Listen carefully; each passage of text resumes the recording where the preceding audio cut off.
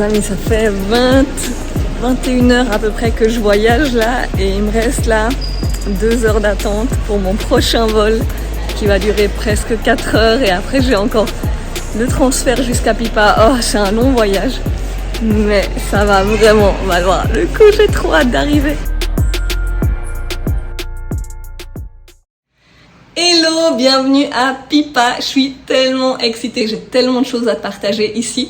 Donc à la base, j'avais pas du tout prévu de venir à Pipa. D'ailleurs, je connaissais même pas, j'ai jamais entendu parler de Pipa toutes ces années de voyage. D'ailleurs, je suis vraiment curieuse de savoir, est-ce que toi, t'as déjà entendu parler de Pipa au Brésil? Parce que c'est vraiment une perle. Donc dis-moi en commentaire si t'en avais déjà entendu parler avant ou pas. Et du coup, j'avais prévu à la base d'aller ailleurs et enfin bref, j'ai atterri ici à Pipa.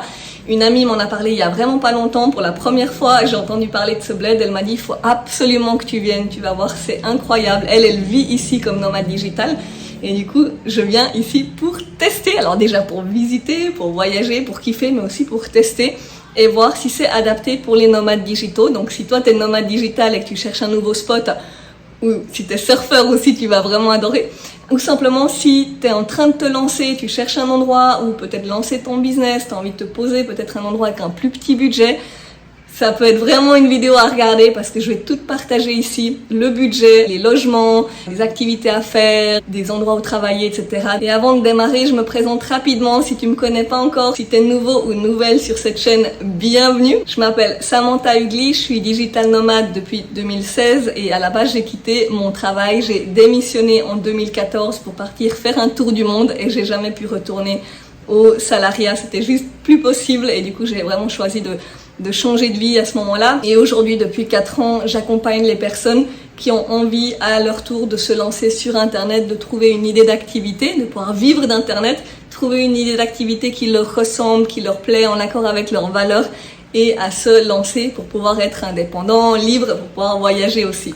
Donc si c'est quelque chose qui t'intéresse, rejoins mon groupe Facebook, j'ai mis le lien en dessous dans la description. Tu verras plein de petits cours gratuits, plein de lives, plein de contenus pour te lancer à ton tour comme digital nomade. Et aussi, abonne-toi à cette chaîne YouTube si c'est quelque chose qui t'intéresse, le nomadisme digital, le voyage, travailler en voyageant, parce que je vais ajouter pas mal de vidéos ces prochains temps justement sur des destinations digital nomades, des endroits où travailler, des conseils pour être pour travailler en ligne. Donc vraiment, j'ai hâte de te retrouver dans les prochaines vidéos. Allez, c'est parti, allons visiter Pipa.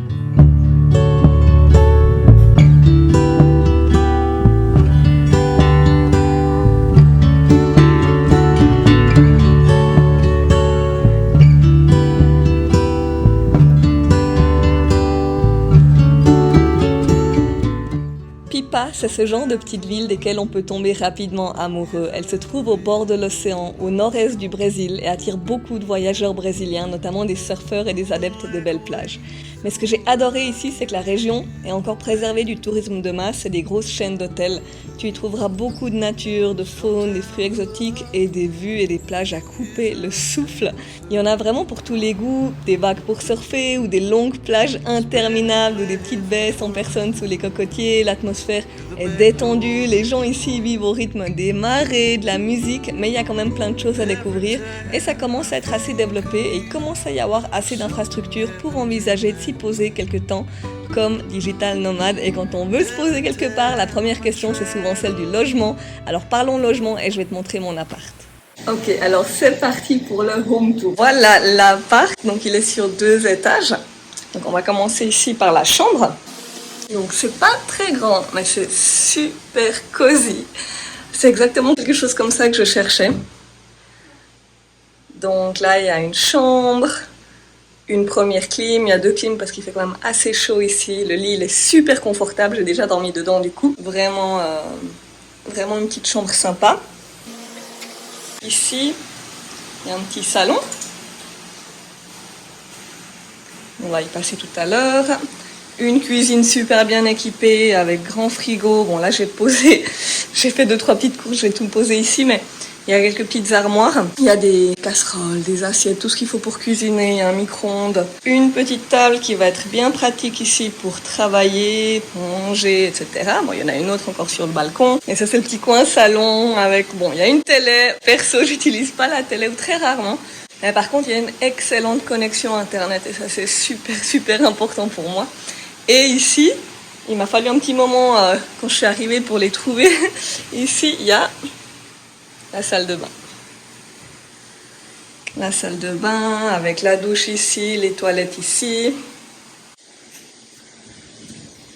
Et là, ma partie préférée, c'est le balcon. Avec une petite table, un hamac, une jolie piscine. C'est vraiment tranquille. Pour trouver un logement, tu peux aller directement sur booking.com où tu trouveras énormément d'options. Ici, pour un mois complet du 1er avril au 30 avril, j'ai trouvé 280 options. Donc c'est vraiment énorme, il y en a pour tous les budgets. Tu trouveras des auberges, des hôtels, des resorts, des appartements. Donc vraiment, Booking, c'est un bon choix déjà pour trouver des appartements. Sinon, tu peux aussi aller sur l'application de Vive Pipa. Tu peux aussi aller directement sur le web où tu trouveras des options aussi de logement, d'hébergement de tout genre.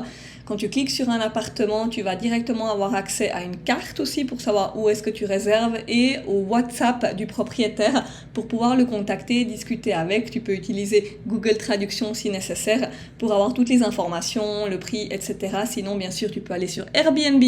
Là, il y a pas mal d'options aussi, des appartements, des maisons entières ou des chambres. Et comme d'habitude sur Airbnb, plus longtemps tu restes, plus le prix va être agréable. Et aussi, ce que tu peux faire, c'est discuter avec les propriétaires sur Airbnb parce que si tu restes plus longtemps, plus d'un mois, généralement, ils vont te faire un très bon prix. Donc, ça vaut le coup de discuter avec eux. Pour ma part, j'ai logé dans 2 apparts différents, tous les deux situés ici où il y a le point vert. Quelques infos du coup pour te situer et pour être sûr de booker un logement super bien placé à Pipa. Ça, c'est la plage du centre qui est littéralement à 30 secondes du centre-ville. Le centre-ville, il est ici. Et ça, c'est Praia do Amor, c'est la plage de l'amour qui est accessible à pied depuis le centre. Ça, c'est la plage des Dauphins, aussi accessible à pied depuis la plage du centre, à 15 minutes. Et ici, il y a la plage de Madeiro, qui est superbe et qui est déjà un petit peu en dehors de la ville. Ça, c'est la rue animée, où il y a les restos, les bars, les shops. Et donc, si tu veux être vraiment bien placé, choisis un logement qui est soit dans le rectangle rose, qui sont les quartiers un petit peu plus calmes, soit dans le rectangle bleu pour être vraiment au centre-ville et proche de l'avenue Golfinhos, l'avenue des Dauphins, où il y a vraiment tous les restaurants et les bars.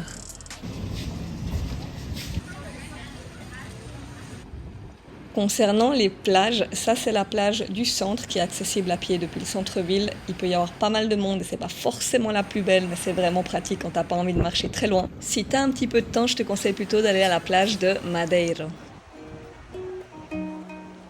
Là je sors de l'eau, j'ai vu 3 dauphins. J'ai pas réussi à vous les filmer parce qu'ils passent beaucoup trop vite. Alors ils n'étaient pas en mode, ils n'ont pas nagé autour, mais je les ai vus passer un petit peu plus loin. Donc ouais, il y a vraiment des dauphins ici. Et ici, je me suis posée à l'ombre, le soleil il tape vraiment fort ici. Donc ils proposent des chaises longues et des parasols pour 100 reais. Enfin, tu consommes simplement pour 100 reais. Après, je pense que ça dépend un petit peu du spot. Et voilà, c'est vraiment une très belle plage. Et ils donnent des cours de surf ici. Voilà, la plage est superbe. J'allais faire une petite balade après pour te montrer un peu plus.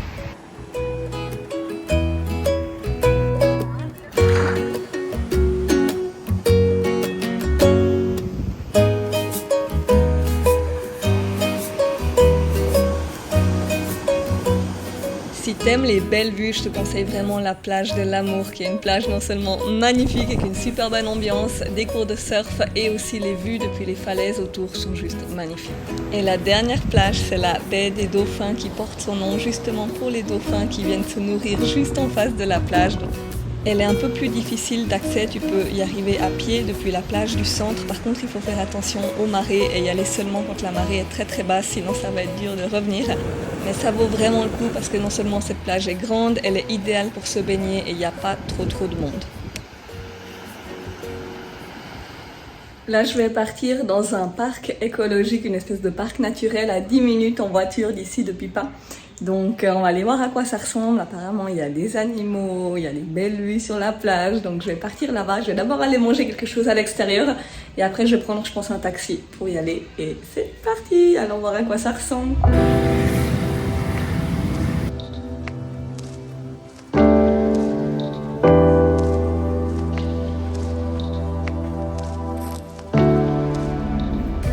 Ok, alors on va aller de ce côté-là, hein. Là, comme ça, on va éviter le chemin du boa.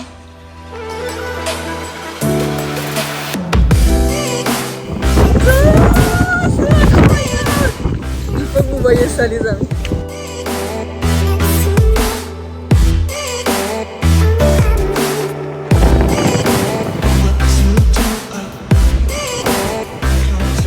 C'est quoi ce truc de ouf? Tu sors d'une forêt pendant 40 minutes en train de marcher et tu trouves ça, quoi.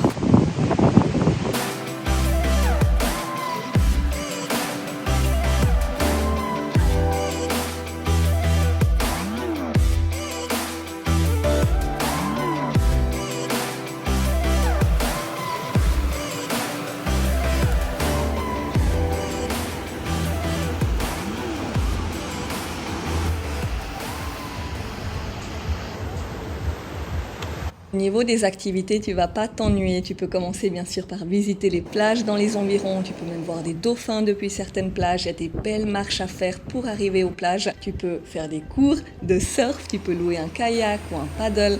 Il y a aussi des bateaux qui partent pour aller voir des dauphins dans la nature. Tu peux aussi louer des quads ou aller faire un cours de yoga. Tu peux aussi faire une sortie en jeep pour aller visiter la région, aller voir les falaises, les vues et même aller faire du sandboard. Je vais simplement te montrer ça en images.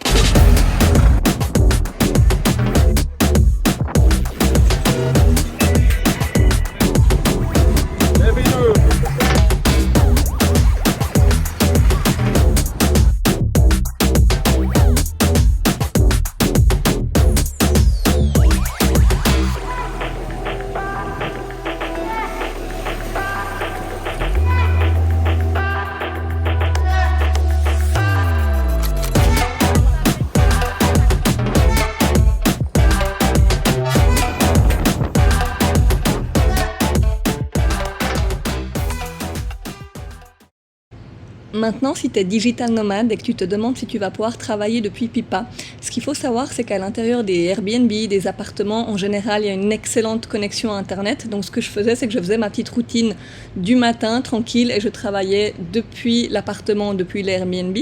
Et je suis aussi allée tester quelques cafés, je vais te les montrer. Donc, il n'y a pas énormément de choix, mais il y a quelques options. Alors là, je suis en route pour aller travailler dans un café. Je vais aller tester ce café.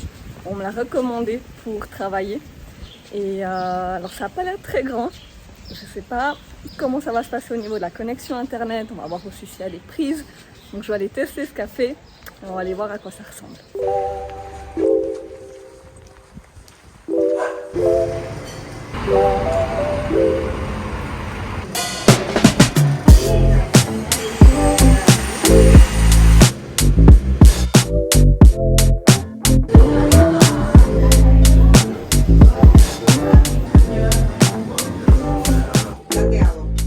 Alors ce premier café, ça commence mal, c'est une digital nomade qui vit ici à Pipa qui m'a conseillé d'aller là-bas. Elle m'a dit qu'il n'y avait pas beaucoup de coworking pour l'instant, mais qu'il fallait que j'aille tester ce café. Et j'ai vraiment pas kiffé, j'ai trouvé que c'était pas bon déjà, que ce soit le café ou les pâtisseries, j'ai testé plusieurs choses. Hyper bruyant, il n'y avait pas vraiment de prise, j'en ai vu une ou deux, mais c'est très difficile d'accès. Enfin, c'est pas vraiment fait tout simplement pour les digital nomades et je pense que c'est plus en cas d'urgence. Ils avaient une bonne connexion internet, donc si vraiment dans ton Airbnb ou dans ton appart t'as pas d'internet et que tu cherches un endroit où aller, ça peut être une option, mais c'est pas top. Mais du coup j'ai testé un autre café qu'on va aller voir tout de suite.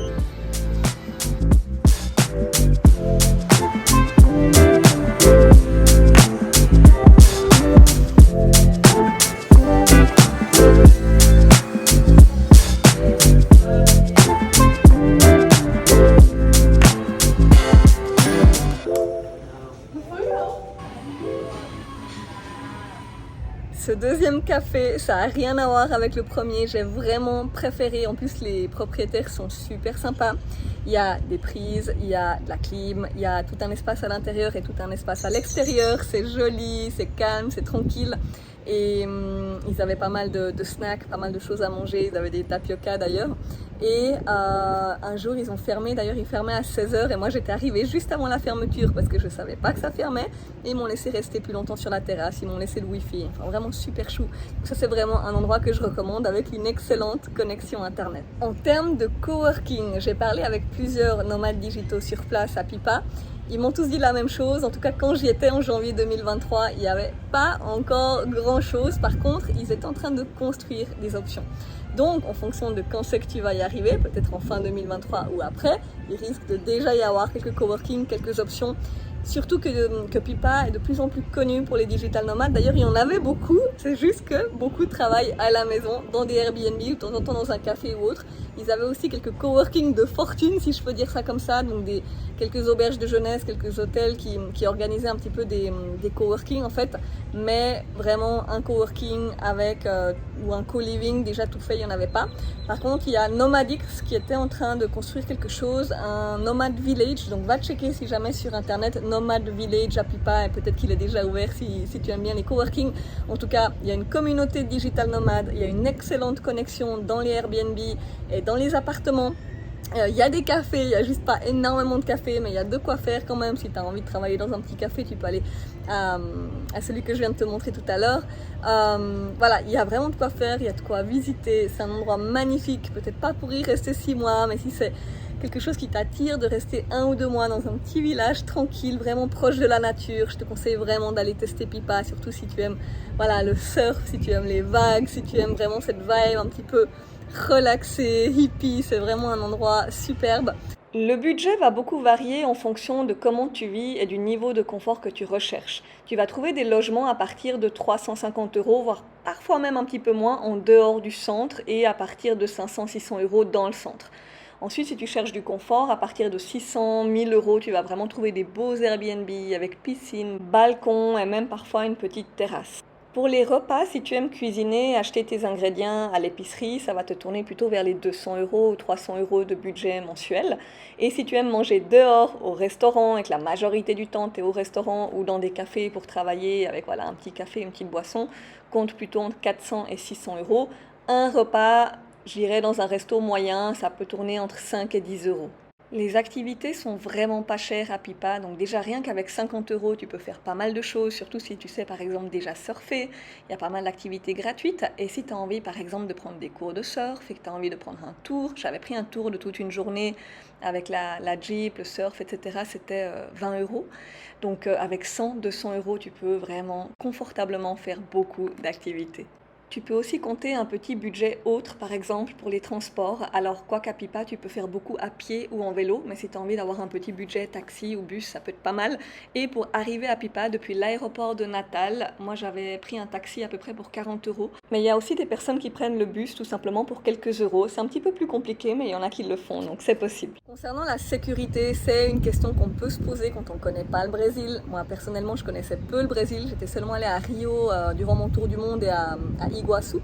Et je me suis quand même posé la question un petit peu avant d'arriver à Pipa. Et quand je suis arrivée, j'étais surprise. C'était vraiment tellement tranquille, tellement safe, tellement agréable. Et j'ai demandé à 3 personnes qui vivent à Pipa, dont 2 qui se sont expatriées à Pipa, de me dire comment ils et elles se sentaient au niveau de la sécurité sur une échelle de 1 à 10. Donc je vais te montrer juste ici quelles sont leurs réponses.